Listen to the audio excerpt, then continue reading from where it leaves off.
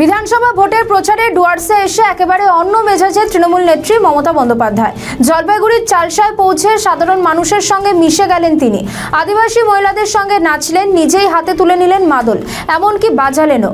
Helicopter থেকে নামার পর থেকেই ছিল উৎসবের আমেজ।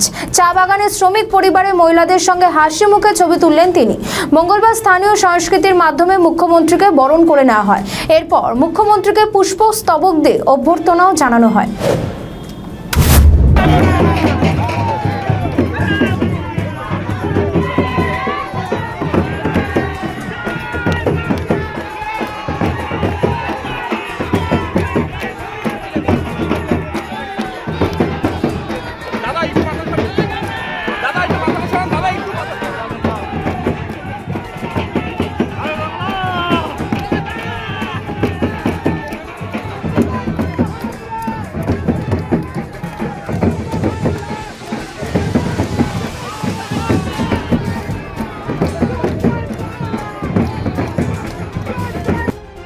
আমাদের ভিডিও ভালো লাগলে লাইক ও শেয়ার করুন, কমেন্ট সেকশনে আপনাদের মতামত জানান।